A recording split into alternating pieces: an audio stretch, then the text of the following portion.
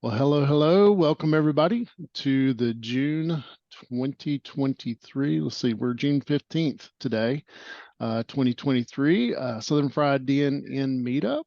We typically meet on the third Thursday of every month. The time has been shifting a little bit here and there, and this month we're doing a different time than we've ever done before for logistical purposes. For those that are attending live, you probably noticed that Ryan Moore's not here. He had something that was conflict and so forth. So I was juggling a bunch of stuff, so we ended up shifting it to 1 o'clock. But I am interested. The reason I'm bringing that up is I'm interested to know from people if there are time slots that are better for you than others. We'll obviously never be able to meet everyone's needs there, but we do want to try to hit the masses as much as possible. And there's a little bit of flexibility. Also, the day of the week. We've traditionally always been on the third Thursday of the month, so we've kept that, but we're not opposed to changing that if there's a better day of the week. So if you're on Slack or Discord or on Twitter or Facebook or wherever you see DNN activity, let us know if you have ideas on what would work for you. It'd be awesome to be able to get more participation and meet more people's needs for their various time zones. Because we do have people all over the globe that are working with DNN, and I know we're on the East Coast here, so we've always kind of catered the time frame to our location, but it doesn't have to be that way. We can stay up a little bit later or go a little bit earlier if we need to. So today's meetup, we're really going to focus on a couple of different things. One, last month we had a little bit of a debacle with me, technically, because I was in the middle of Greece and lost internet of all places that I was at. I had wonderful internet until I got to the time for last month's meetup and I could not get access. So I ended up actually recording the meetup after the fact. And you can find it out on YouTube on our YouTube channel. Let's see if I can just pull that up here real quick.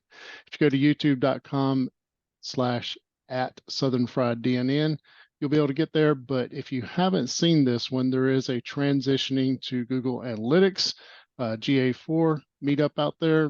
We did not do it live. But I did record it after the fact. So it is shorter than our normal meetups. It's a little easier to consume, but there's some helpful information in there. And one of the things that I covered was how do we transition to Google Analytics 4? And, with DNN, and how do you use that right out of the box? It's interesting because we had not really, well, I'm jumping ahead. I'm going to talk about something else that's happened since that recording there that may make you a little bit happier too as it relates to DNN. But if you haven't seen this one, I encourage you to see it if you're interested in how to integrate Google Analytics 4 within DNN and kind of transition there. Because as of, I think it's July the 1st, is that right? July the 1st, 2023, I think it is. That I think so. that Google has stated they will stop collecting data for anybody using Universal Analytics, and there's some more details out here. As a matter of fact, let me just pull up. I did a this is related to it, but I'm jumping all over the place. My brain is fried, y'all. I'm sorry. We're going to just do a follow-up on that for anybody that has watched that and might have questions or some follow-on kind of comments on that. So we're going to do that. And then we're also going to do a recap of DNN Connect 2023. Couple of announcements, and it's related to the Google Analytics, and that's why I want to bring it up first. Just published a blog on earlier this week on the dnncommunity.org site, and it is here. So you may or may not have seen that DNN 9.12.0 is now a release candidate out there on GitHub. So you can go out to GitHub, the DNN platform repo on GitHub, and go to releases, and you will see there that there is a release candidate for 9.12.0. The reason I bring that up is because one of the main reasons that we pushed 9.12.0 out, you may remember we were really kind of more focused on version 10, but when we started thinking about what's happening with Google Analytics and all that, it became apparent that we probably should create a new connector for Google Analytics 4 specifically, because the video that you would see here covers using Google Analytics 4, but using the Google Tag Manager connector in DNN. And that is a perfectly acceptable approach. And a lot of people actually prefer that because they have multiple things that they want to do through Google Tag Manager. But there are some people that just want to use Google Analytics 4 directly. And that's what the new connector will allow you to do. You can use a measurement ID from Google Analytics 4 property and put that in and save it. And it'll use the, if you were in Google Analytics 4 configuration of the property and you went to the manual setup of that, you would see the script that you would have to inject into the page, but this connector takes care of that injection for you. So that's something we're definitely interested in people testing out in 9.12.0. While we were in there, we recognized a bug in all the connectors for Google that included Google Tag Manager, by the way. There was a box to check for tracking for administrators that you would see on all 3 of those connectors, and in the past, the 2 that were there, Google Analytics and Google Tag Manager. And when you would try to uncheck track for administrators and then click save, it would actually not work properly, and it would throw an error in the console, and that was due to an upgrade in Knockout JS, which is used within the context of these modules.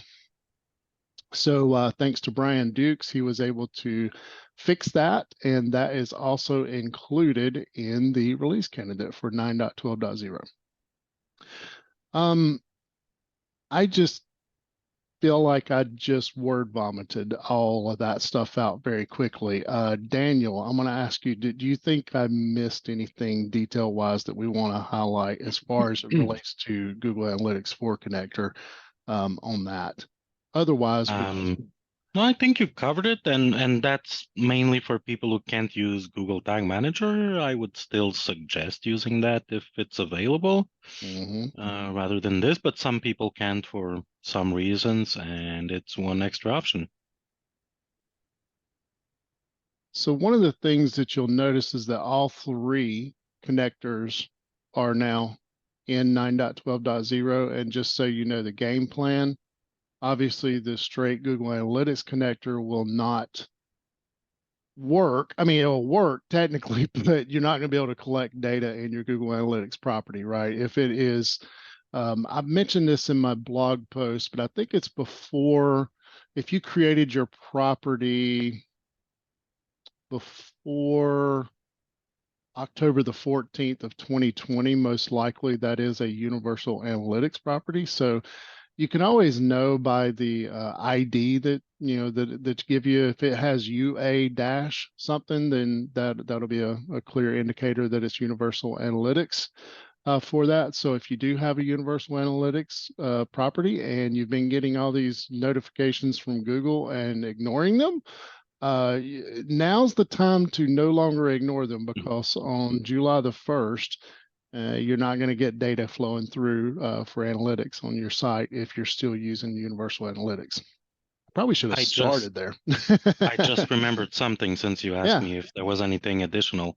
We also, thanks to great teamwork of people with different talents, fixed the infamous checkbox issue on all of those connectors where it wouldn't save unchecked. Yeah, that's what I was just talking about, the track for administrators. Okay. Yeah, no worries.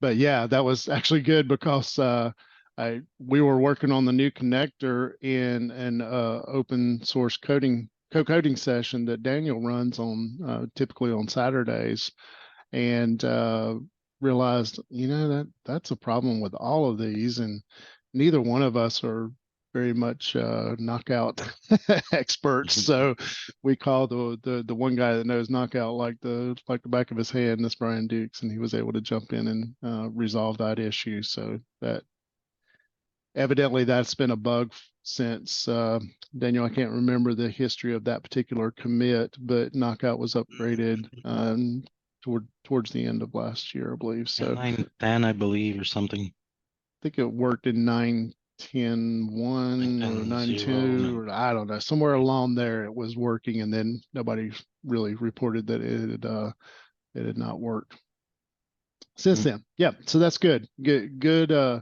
community effort there to get this in here. But back to the game plan. The plan is, since this will, the old Google Analytics connector will become obsolete, really. People could technically still use it, but it doesn't make sense because it's old script. It's not going to work anymore. So the plan is to deprecate that and eventually remove that from the platform. And that's why we opted to do a brand new connector. So there would be a period of time where we could do a release and both connectors would still be there. So that it wouldn't, technically break the site or anything like that, but give people a chance to transition. Small window of opportunity here, though, because we're midway through June, so you only have about 15, 16 days or so before that data is going to stop tracking. David, would it make sense to, since 9.12 is still being worked on, it's a release candidate, to get the old one labeled like deprecated, so no one comes in and sets up the old one instead of the new one? So I guess it's a loaded question. The marking of deprecation happens in code. So okay, that's only going to really impact somebody that's trying to use some of the internal APIs to integrate with something. So, but I think what you're probably talking about is more from a user experience standpoint and letting I'm talking about the screenshot in front of us. Yeah. Is there any way to get the word deprecated in the title of the old one? It's not a bad idea. I just don't know if it's easy or not. Yeah, it's pretty straightforward. Somebody just has to contribute that, but I will say that I'm pretty intimately familiar with this area right now, so it's probably pretty simple to do. I don't think we want to delay the release, but if there's time, we might could sneak that in. We just have to think through what we would actually do here. Maybe just put in parentheses deprecated in red or something like that. Anyhow, just thought. Thanks. Yeah, that's a good idea. I know you could probably see this one coming a mile away, but hey, do you have time to log that as an issue? Maybe. And do people prefer the word legacy to deprecated? That might make more sense to people too. Okay, yeah, I think from a user experience that makes more sense. Yeah, I know. I was thinking too, maybe the notes, like once they expand this out, maybe having some notes in there that say as of July the 1st, 2023, this is obsolete on the back end anyway, or something like that. I'm not sure the exact wording, but maybe something like that. It never hurts to over explain if it saves some people a lot of time. I could see some people doing the wrong one and killing 45 minutes before they figure it all out. Yeah, maybe it could even link out to the various articles from Google about that, because I think this one links over to the initial announcement, and they've maintained this area for quite some time. And then the other link is more about how to transition and make the switch on the Google side of things, not DNN specific, obviously. But I know a lot of people probably looked at these communications going, oh yeah, I don't even know what they're talking about. So I've talked to quite a few people that's had that kind of reaction to it. So yeah, it's a little bit of work to switch over the properties and stuff, but at least you have a way of DNN to not be the deterrent now. There'll be a lot of client calls in the first week of July for some people. Yeah. Why aren't we seeing analytics for traffic? Yeah. So yeah, I think while we're on the topic, I do have a few more announcements and stuff for the community, but while we're on the topic, I mean, is there anybody that did look at the Google Analytics meetup, recorded meetup from last month and had any questions about, you know, with the new connector, obviously that changes your options and gives you more options, but if anybody is interested in how that works with Google Tag Manager and so forth, I'm happy to try to answer any of those questions, or if you have comments, hey, you did this wrong or something like that, I'm open to that as well.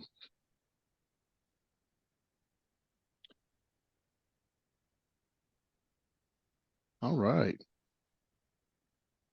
Oh, we have some more people join. Hey, Mitch, and hey, Marco. Hey, Aaron. Hey, Dylan. Hey, Chris. Man, that's awesome. Good little crowd here. Maybe this time frame does work a little bit better for people.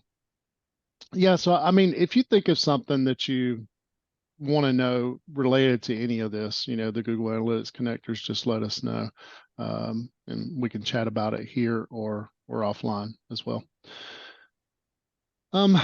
Yeah, so I guess really kind of shifting over to some other community announcements. Daniel, I'm gonna put you on the spot again, and actually now that Mitch is here, I can put him on the spot too. Maybe if there's anything in here beyond the Google Analytics 4 connector that is worthy of highlighting here, do you know of anything off the top of your head? I know a lot got rolled into this, but it wasn't necessarily planned for this release.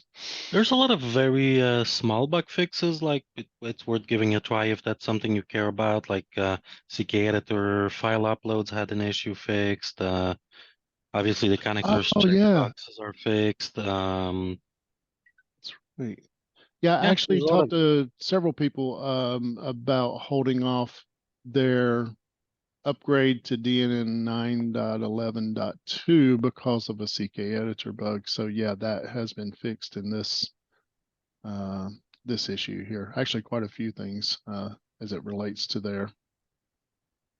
One thing that was marked as a bug fix but looks like an enhancement is that now in the users module list, you should see a picture of the user.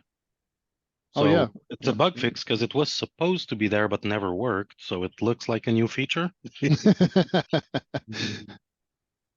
So they would see that mostly on their their profile, or if they were using the skin object to pull in. No, like in the persona bar users module, the in list the of users modules. Oh, yeah, right next to the name, you have the picture of the user, if the user has a picture. I didn't know that was supposed to A be thing. there. That's cool to know. Similar to what you fixed with the position of the connector icon. So when you connect the connector, the icon was supposed to still show, but it was off screen. It was something similar, but with the profile picture in the user list. I know exactly what you're talking about. So I'm actually going to spin up a local instance here real quick because I think it's still in a working state. Let me just a second. This is my. Is that the 912? Yeah. Environment. Well, no, this was pre 912. I can spin up a 912 if we need to, but what was happening, I was going to show the issue here. So if before, well, actually it's going to be fixed in this, so I'm not going to be able to show it. But if you didn't have it connected, this icon would disappear.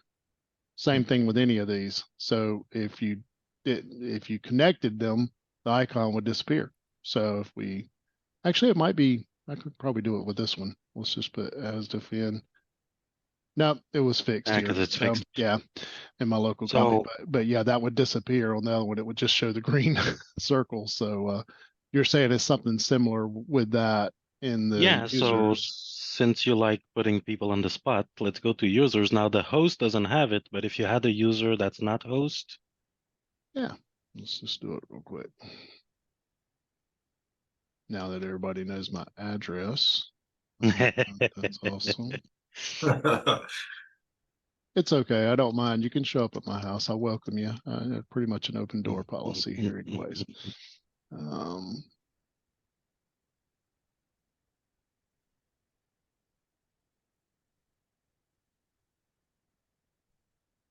And then if you set a picture to that user, Oops. Yeah. Oh, now you really put me on the spot. Let me see if I can yep. find a picture over here real quick. It's got to be something beautiful, you know. So we'll go with something like, yeah, there we go. Oh, is that not going to work? Oops. Oh, there it goes. Yeah, okay. Oh, okay. Marvelous. Upload file, I think. Oh, okay. Oh, Cool. upload file. Yeah, I think it's saved. Yeah. Okay. It's supposed to show on the list. Maybe you need to reload or Well, something. I don't have 9. This is not 912. So okay. Well, it should show here. now what I could do, well, again, this is not 912. So it was if it was fixed in 912, I don't have that code. Okay. So it must have came in after I did the connector. Yeah, possibly. Either that or we just did some testing and found that there's still a bug there. That's also possible. Okay, well, that was a fun little side venture there, but check out 9.12.0 release candidate if you can. Install, do a little smoke screen test, install a few modules that are common to your environments, and if you run into any bugs, then you can come out to GitHub and you can report them. So that brings me to my next topic. Daniel and I have been working a bit on new issue templates. So if you haven't been out here over the last few days, the next time you come out here, you will see something quite new when you either report a bug or want to make an enhancement request. So I'll go over the bug report first, but now you can't delete all the stuff that we really need to know about. We're kind of forcing you to fill out the information now. So basically you still put in your title and it's now a form. So you can, we're trying to encourage people to search for the issues because we end up with a lot of duplicate issues or very similar related issues. So this kind of helps point you in the right direction to search for issues before you report one, to see if there's anything related. And then everything else is pretty much the same questions that you've been asked before, maybe a little bit better formatted and a little bit more help for you on those. But these are fields. Each one of these fields are rich text capable with markdown support and all that good stuff. On GitHub, this is a really cool new beta feature that they have, and we're just taking leverage of it. Now, this one here, the relevant log output. Cool thing about this field now is that you don't have to know Markdown to be able to format it as code. So you can just paste in your code or your stuff from the admin log or whatever your issue is for the log output, and it will format it in a nice, pretty way for us to be able to read it a little bit better whenever we're reviewing those issues. And then finally, there's a drop down box here to choose the relevant version that you're reporting a bug on.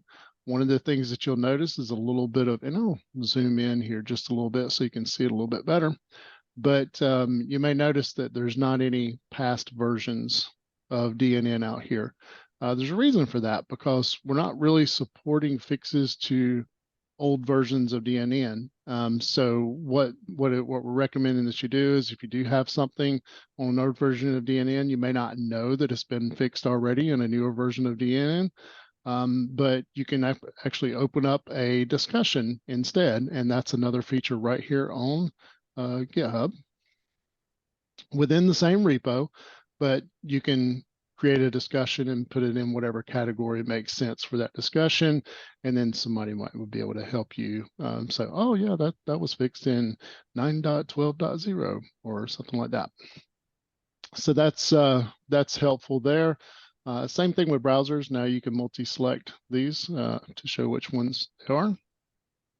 And lastly, just being able to agree to the code of conduct on everything, because we definitely want to keep things nice and cordial in the open source world here.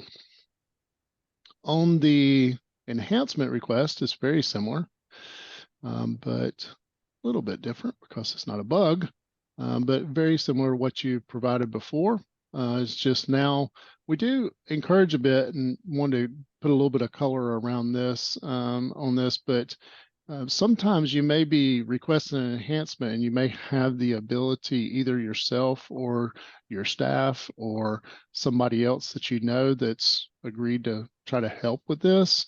It's nice for us to know if somebody is planning to contribute code for it. That will save, because especially if it's a new feature or something like that, you obviously don't want multiple people working on the exact same new feature. So it's good to know if there's a planned contribution that's going to happen on that. And then likewise, if you're not planning to contribute the code yourself or through somebody that you know, are you interested in sponsoring it in any shape, form, or fashion? Now, this is not a beg for money or anything like that, because we don't have an entity. You know, this is not a corporation behind all this that's doing all this, but it's nice to let other developers in the community know that somebody is willing to help sponsor at some level. That may attract some developers and motivate them a little bit more to get involved in those requests. So we're just trying to help promote David, that. Yeah. Do you mind if I add a little to that? Just not at all.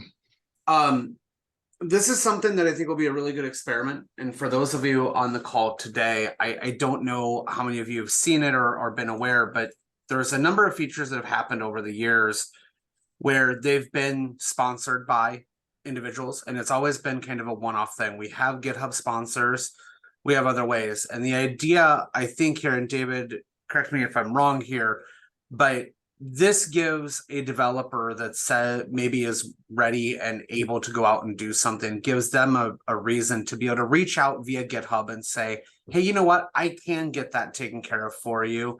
Here's what I'd be looking for. It's completely hands off. I think it's important, though, for everybody as a developer to understand there's no guarantee here at all. You know, it is through everything. I think that eventually we might be able to get a bounty program pulled together. There's some tools that allow you to do that, but this is that thing. So like, if you check the box and you're a submitter, don't be surprised if somebody reaches out and says, hey, sponsor me on GitHub and I'll get this done.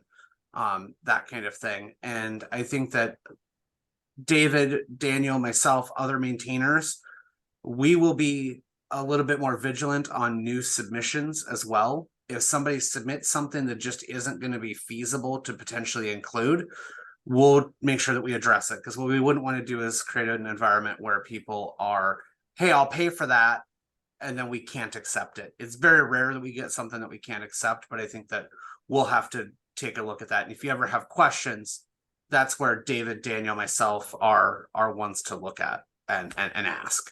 Yeah, and I think the spirit behind this is really just to create an awareness that, oh, there's somebody that would be willing at some level to help sponsor a portion or all of this. So it's just nice to know, because like, I know for me, sometimes it's rare, but I may sit around and be twiddling my thumbs going, okay, what should I work on next?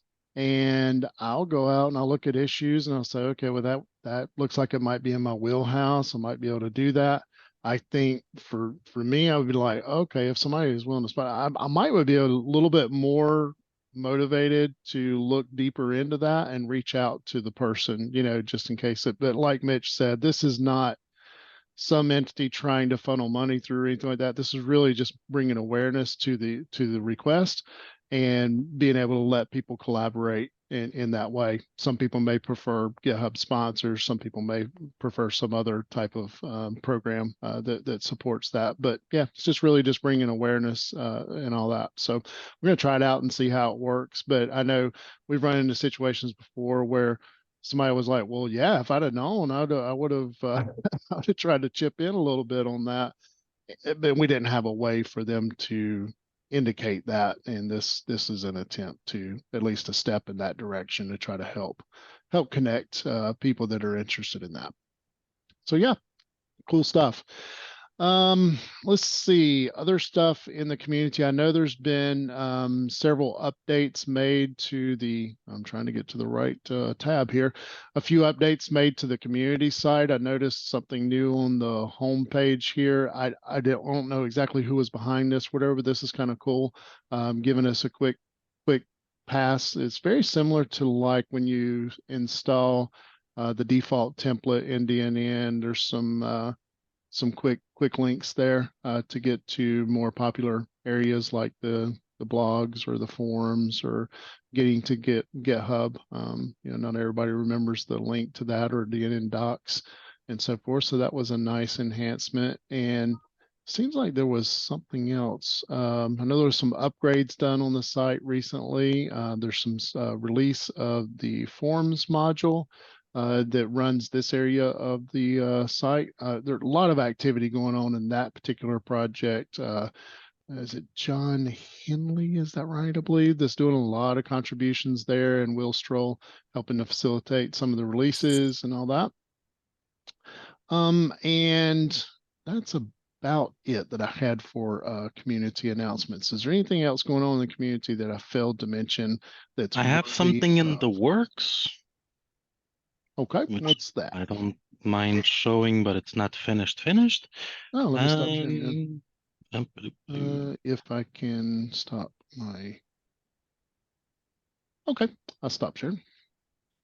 It's not finished. It's I'd say it's 75% finished. Oh yeah. But in DNN elements, so we had checkboxes, radio buttons, collapsible panels, all kinds of components. One big thing we were missing was like input fields, and I am working on a single DNN input element that will map 90% API to API with the normal HTML input. So you can have a type of text or a date or a date time, and that would be the goal for any input that is kind of in a rectangle, basically. And it basically supports text with labels that don't take as much space, right? So it's very, very nice for being responsive no matter what size of screen we're on. Using Flexbox especially, you can build forms very convenient that work everywhere. It's the core platform pickers that you have. They're just wrapped into a container with their own label, and a support also a help text. So that should be a good replacement for the DNN UI UX, which very often has a localization key for the label and the help text. And it supports 90% of everything that could be handled into the same component as is that you would use with an HTML input element. So for instance, validation here, pattern matches with the regex, they need to be 3 letters. So unless they're 3 letters, they don't validate. It's not completed, but there's going to be a little red exclamation point on any invalid field, and the subtext will be replaced with the actual error that you're getting here. So yeah, supports read-only, locked fields, number pickers with different granularity and stuff. So it should be a nice component to have for multi-purpose stuff and forms using DNN elements. That is super cool. Yep. I'm excited about that one. Looks like you followed some of the material patterns there. Yes, I was looking in Ionic, Material, like the popular ones, and what I like, what I don't like. One of the things that it's a big no-no for me is when you lose the label when you start typing, because then you don't know anymore what that was. Yeah. So I really like that sliding of the label up. And yeah, I'm getting the best of the different popular ones and trying to make something as close as possible to the normal HTML API, so people are familiar with how to use these things. Basically, let me just inspect the amount one. So you would simply do a DNN input. The label doesn't exist in the HTML input. Usually you provide the label separately. Now it's a property, and it also has the help text. But everything else, like type number, that's the plain HTML API for an input field. The step, the value, which is read and write, so you get it ported back into the HTML if you need to read it. Yeah. That's very cool. So how much control you think will the developer have as far as styling it and so forth? So we expose the different colors, the rounding. So if you want this perfectly square or more rounded, well, let me open up some piece of code. So we support inherently in DNN 10, we're going to have a color system that's going to be ambient and available for people to consume into themes or custom modules or stuff like this. They're CSS variables. People are free to consume them or not. So it's not an enforcement. And they can be customized per site. So you can have the same theme on different sites with different branding colors and stuff. So inherently, it's going to inherit from those colors, right? Your theme, foreground and background color, your primary color, and your controls radius preference, if you want stuff very square, a little rounded, or a lot rounded. And additionally, if you don't want to use the ones that are defined globally, you can, per component, set the foreground, background, the focus color, and the radius, and the text alignment of the field. For instance, where's grade? Grade. So for instance, this one would be like a grade on a school exam or something. So you can have your field here right aligned, you know, instead of left aligned. Okay. And it supports a prefix, a suffix. I have some spacing issue here because of those controls that needs a little thinking. Yep. So like if I want my focus color on this one, let's say to be green, let's call it green. So I could just do dash dash, what was it? Focus color, green. So now on that one, instead of being blue, it should be green. Well, okay, I have two colors because it's invalid. Focus color green. Hold on. Was I on the right one? Input. Oh, I need to go one level higher. Here. Oh yeah, there you go. Yeah. So on that required one, in theory, it should be green instead of blue. So you can customize that, the background, foreground. So if I want it,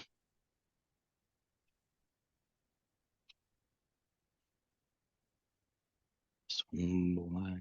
It's gonna be neat and nice because I don't know that we've ever had an input control this nice to leverage. That's really neat. I think it Short of doesn't some third party library or something, you know. there. So one, because like I said, it's still in progress, so it's not all all hooked up right. But yeah, you could customize the foreground, background if you need to inverse them, but they're gonna default to the ambient background, foreground colors. Yeah, that's cool. Very cool. Yep. And I'm assuming that's going to be pushed as a new version to NPM whenever you're done with correct. that. Right? Hopefully today. Oh man, cranking it out. Mm-hmm. Very, very cool. Let me switch the screen back over and we'll jump into, I wanted to do a recap really of DNN Connect, which happened May the 25th through the 28th in Champéry, Switzerland. And several people here attended that. So anybody else that attended or knew about some things there that wants to chime in, please do so. I don't need to be the one talking the whole time, but I will share my thoughts on this particular event. I've been to several DNN Connects, and one in particular I was not at, and everybody knows why, and we will not speak of that. So I'm just going to go ahead and shut that down. I do know what a passport book is now instead of a passport card. And I did not get deported from Iceland this time, so that's good. So yeah, we just talked about the thing that we do not talk about, and it's done. We're finished with that. Okay, now this particular event, I did make it to it, and it was fantastic. It was probably my favorite of all DNN Connect events. Why, you ask? Well, I think it just had the best vibe out of anyone that I've ever been at. I mean, I've always loved them, but I don't know. It was probably, how do I say this? The most, okay, Jeremy, you said something earlier, or was it Jeremy? Positive thoughts. Somebody said something about positive thoughts earlier. Who was that said something about positive thoughts? Yeah, that was me. I mentioned Ted Lasso. That's what, Ted Lasso. I knew it was something like that. Yeah. It was the most positive event in DNN that I've probably ever been into. And I'm not saying all the other events are negative or anything. It's just, it felt good. You know, there was, I think a lot of it has to do not so much with just, you know, oh, this event was special because it was organized different. No, it really wasn't that. It was really that it was a reflection of the state of the DNN community, in my opinion. I don't know. We just seem to be in a better headspace generally and, you know, globally right now with everything going on with DNN. I mean, DNN is stable as all get out, right? That is really positive. That's been a lot of hard work to get to this point, but it's, you know, the most stable that it's been in a long time. It's performing really well. People are upgrading. They're understanding the value of it. It was funny because I'll use one little thing that we did at the event. There was a session that was everybody, and it was, now for me and my personal preferences, it was absolute chaos, and I was going crazy, but it was really positive. It was kind of like a collaborative session where they had a bunch of columns on the board, you know, of different areas within DNN that you would literally go and you'd write out, I think everybody got a certain number of sticky notes. And everybody got an unlimited number of sticky notes, but 5 green dots. Oh yeah, green dots. Okay, so basically you could write out on a sticky note, you know, the feature or the enhancement or the bug or something that your wish list or something, and you would go and put those sticky notes on the various columns on the board. And this was a massive, you know, board. One of the columns was issues, and I was thinking, oh boy, whose bright idea was that, right? You know, just being funny there. But how many issues do you think were actually? How many sticky notes do you think were under the issues column? Now, Daniel, you can't answer, and Marco, you can't answer. But I think there were 2. And there were like 3 post-its, tons under all the other columns. And to me, I thought that was really telling of the state of the community, because like we've always had a bunch of, and that doesn't mean there's no issues in DNN. I mean, we all know this is loaded with issues here and there, but we weren't talking about the issues. They weren't such big issues that it was a huge pain point for people or anything like that. So it was just, and the 2 that were up there, honestly, were so minor. I don't even remember what they were. Yeah, they were very minor. And I think this is a direct representation of like the community is driving the platform now more than ever. And like a year ago, we were aiming for 10 and we kind of backtracked, you know, hold on a second. There's stuff we need to fix before getting new stuff in, you know, let's stabilize everything and get Telerik free. And like we have higher priorities than going next big version, you know, and I think that's a reflection of that. Very great work. Yeah, it was really kind of fun. And then, you know, once all the sticky notes got put up there, like Daniel said, each person got 5 green dots, and you could only pick the top 5 things that you were most interested in seeing. So everybody was going up there trying to read everybody's sticky notes. I mean, it was just pure chaos. Yes. And I'm like, yeah, I'm good. I'm sitting at the table, but yeah, it was really neat. And at the end, there was some good things that come out of that. That I think the heart behind the whole thing, and Stefan Campos was actually facilitating this, him and Vicente. And Stefan's trying to follow up with a lot of those things and try to get some of them into actionable states, you know, to where it could actually be put onto GitHub and somebody could actually potentially work on that, you know, and so forth. So I think the heart behind it was really neat. It was good. It was positive. Other highlights of the event, of course, we always have great social time together with this particular event. It's just, we all get together for dinner, we get together for activities in the afternoon, you know, that's outside of us sitting in a room with a session. But there were some great sessions. Brian Dukes did this session on dependency injection that I thought was fantastic. He went into some details there. And the reason I'm pointing some of these out is because you can come out here, even if you didn't attend, go to the actual session itself, and most of the speakers have uploaded their slide deck. So in this case, he's got it on a website, so you can go and take a look at this this presentation there, and there's some really good information in here. So if we had talked about this a little bit last, 2 meetups ago, that this was going to be one of the pushes for DNN 10, and there's a lot of information in here about how you can now use dependency injection in other areas that you could not before. Any other highlights that I had? I did a session on getting ready for DNN 10. I thought that was actually pretty good, well attended, and it just kind of goes through some of the highlights. I've got my slide decks up there as well. This PDF that you can take a look at if you're interested in what I was coming in DNN 10, or at least what I was planned to come in there. And let's see, we got the keynote was actually pretty good. I mean, it was a little bit informal, but Will Stroll gave a good update on some of the initiatives. They've kind of reset or what do you call that? Yeah, I guess hit the reset button a bit on the awareness group and some of the stuff that's going on there. So getting a little more action oriented as it relates to the community site and some of the stuff that's going on there. I attended a DNN awareness meeting. What was that, Daniel, that we had this last week? It was this week or last week? This week, like Monday or something. Yeah, and talking about vibes and stuff, it had a good vibe to the meeting. It was good. Yep, People Monday. were participating, and it was good. So it's a smaller group now too, so it's less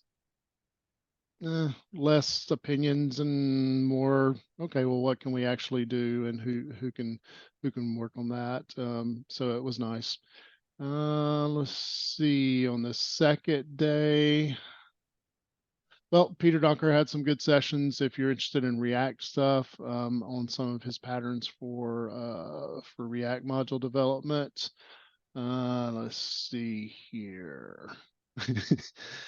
I had a session on running DNN on a Mac. Yes, you can actually do it now, and that was kind of cool. There was not a whole lot of people in that session because not a lot of people are using Macs, for obvious reasons, but that was kind of fun to see that and kind of laugh about the involvement of that. Daniel Vladas had a couple of sessions, one on DNN elements. That was on the first day, I believe it was, wasn't it? No, they were all on the second day in mine. Oh, all on the second day. Okay. I was trying to find that one. There's your template one, but where's the, there it is, leveraging DNN elements for your projects. So that was a real good one. Do you have your slide decks out here on that one? Yes. Yeah, you do. Okay, cool. Yeah, plus links to relevant places on that. And then one also on his module template for that. But it was a really good conference, and I feel like I've talked a lot. But I'm gonna open up the floor. Daniel, Marco, anybody that knew anything about it or was there? What do you guys? What were your thoughts on the conference? Well, hello everybody. From my perspective, it was a pretty good event. It was my first one in-person event, and I get to talk to a lot of people that I always look up into the forums module in the DNN community. So it was a pretty good exercise for me to put a face on each of those names. The sessions were really good. I spoke to Stefan the second day about the session that Dave just told you guys about, and he's like specialized in those sort of things, to create sessions that brings interaction to everybody. And he told me that he was getting really good sense of how that session went, and probably for the next one we we are gonna have something like that, more than one, you know, because he even told me that he wanted like to have that session, that sort of session at the end of each day, you know, when everybody start interacting and be more active than just listening to the sessions. But it was a great time, and the socializing was great. Drinking also was great. So yeah, so it was an awesome event. Now, Marco, do we even dare to talk about our epic dinner that we had in Geneva before we got to the conference? Yeah, you can talk about the dead horse. How was your meat, bro? Yeah. No, I I ended up going with Dave to another place to actually have dinner, because no, no, it was not a good choice for me. If any of you have ever been to Switzerland, you probably know this, but it's kind of expensive in Switzerland, but especially in the Geneva area where all the commerce and stuff, a lot of it really happens. And of course, that's where the international airport is and stuff like that. So most people that were coming to the conference from outside of the country would fly into Geneva, and both of us had actually gotten there the day before, and we're traveling, to Champry the next day. So we decided to get together for dinner, and it was an abnormally windy and pretty cool night there. And we went to an outdoor restaurant right on the water, so we were just glutton for punishment there. But we were looking at the menu, and it was all in French. Marco knew a little bit more than I did, but we didn't really know what we were ordering. And long story short, Marco got a plate that had some. It ended up being horse meat on it, and because evidently that's a thing there. And Yeah. it was strong. No. We'll put it that way. Yeah. We had a good time hanging out. It was good to meet you. Yeah. Finally, I know you've been Same. trying to come to several events and never actually panned out, but glad you're here. Yeah, thank you. It's funny, we didn't have a ton of people at the event. I believe next year will probably be a little bit, a bigger event, but they're still kind of reeling back from the pandemic and so forth. But the people that there was actually quite a few new people there, even in the small group of people that we had, because it was like a little over 50 people or so that were there, but there was definitely some new people. Daniel, what were your highlights?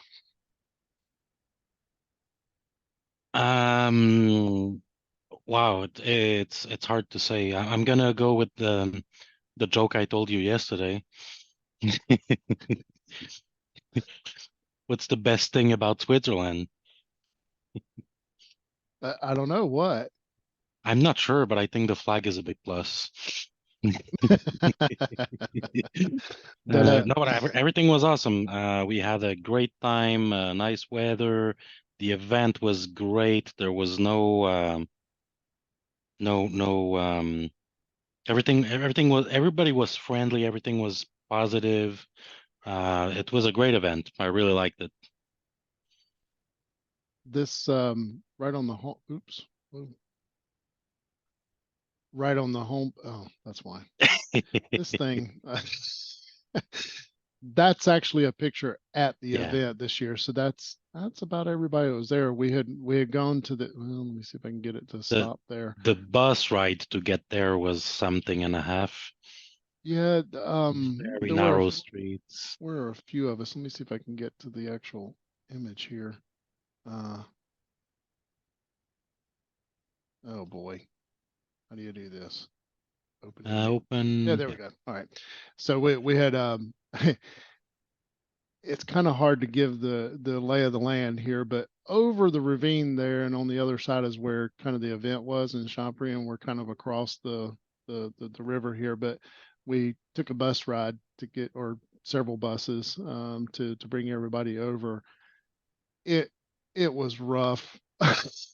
Rough ride, and some of us got a little bit woozy. So we're there, and of course we're in the middle of the country, and there's cows and things, so I wouldn't say the smell was actually pleasant there on top of the wooziness, you know. So, so there was that, but it was a cool little place. There's quite a bit of images out there, by the way. If you do happen to have a login here, I'll just show you here real quick. If you register on the site, then you'll be able to get access to the media for this event. Let me get logged in. And that's taking a little while. The demo gods. Oh boy. Okay. That's slow. Ah, there you go. So now under the events 2023, you'll see a media tab here, and basically that's going to send you to a OneDrive. Poor Daniel, we're filling up his OneDrive account here, but I'll just kind of go in here. I took a few pictures of that area there, but it was absolutely gorgeous. Let me see if I can find it. That's not my OneDrive, right? Yeah, this is your OneDrive. Yep. I have way more than 5 gigs.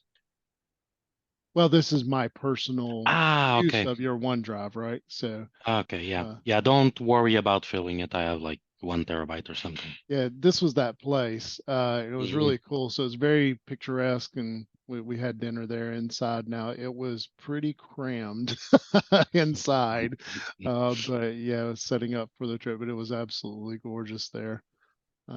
Cool little rustic place. But that's what this event's about, by the way. So like, you know, not only do you have great sessions and all that for these, but you also get to have a good time with each other and really hang out and be intentional about yeah, I mean, we played a game the first night there where it's basically songs being played and you were on teams and you had to what was it, Daniel? Up, up, up, up, up. Up, You up, had up. to say. So Mitch left, but we got our team name after Mitch there. Oh yeah. Circle back. Oh, circle. Oh, that's where that came from. Okay, yeah, yeah. I'll circle back to you on that. But yeah, I had a great time up there. It was great. But you can go through some of various people, and there's tons of pictures and videos out here on this OneDrive if I could get back to it. But yeah, that'd be great. Take a look at. I know we've just kind of chit-chatted quite a bit during today's meetup, but is there anything that anybody thought of question-wise? Google Analytics, the connectors, the GA4, the Google Tag Manager stuff, anything that came up that we could answer here before we wrap up? Actually, Dave, I have a couple of thoughts to share about Google Analytics 4. Yeah. The first one, I've been on a couple of online events to talk about this transition, and they recommend, and it's just for everybody, not just doing the transition to Analytics 4, but kind of like do an initial and basic setup of the property. And what I've been listening to from different places, it's that you definitely need to have all your conversions and events set up as long as moving to Google Analytics 4. And also, if you have audiences, try to get those started as soon as possible, you know, so you can get as many people as you can in those audiences. Because if you are working with Google Ads, for example, and you have audiences, you need certain amount of audiences to do certain type of campaigns. And if you don't get that amount required for Google Ads, your campaigns are not going to continue running. So, you know, that's the first thought, you know, don't do just the transition. Make sure you set up conversions, and also make sure you set up your audiences if you do have. And the other thing I want to share with you guys, I'll put it on the chat. It's a link for a pretty good article about a new type of event that you can track on Google Analytics, and it's more related to user engagement, and it's about scroll depth. So you can, I just put it on the chat. If you want it, Dave, you can just open it up. It's from a place that I follow a lot about search. It's called Search Engine Journal. But on this article, they explain how you can set up scroll depth or using Google Analytics 4. So it's gonna tell you pretty much onto what position of your page user is getting to, you know, so you can identify what content is interesting for people and whatnot and what's not. So, you know, it's a good new feature. And the last thing I want to share is that Google is rushing up to get this transition actually on July 1st, because Google has some background.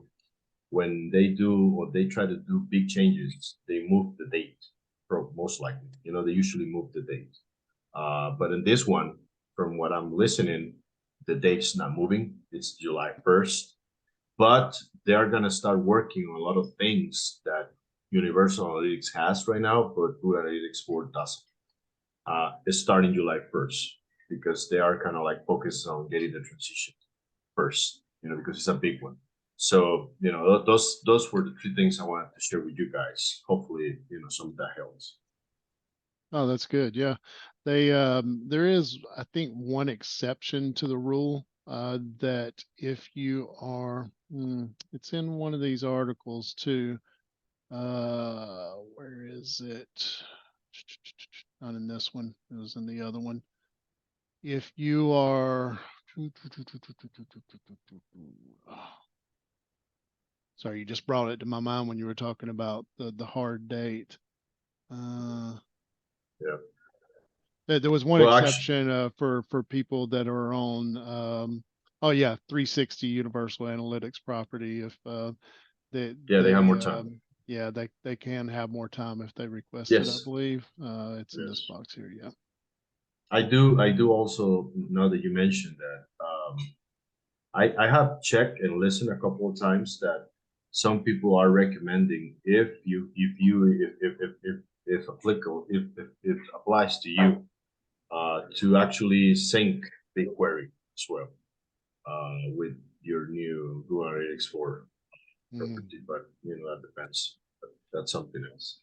Yeah, and that's something that I did cover in the video here somewhere, like whenever you're creating or transitioning, it does ask you, I think it's here. Let's see. Yeah, would you like to connect this to an existing UA property? You can choose to do so within that. And I guess it just gives you context of those two together, but it doesn't merge anything.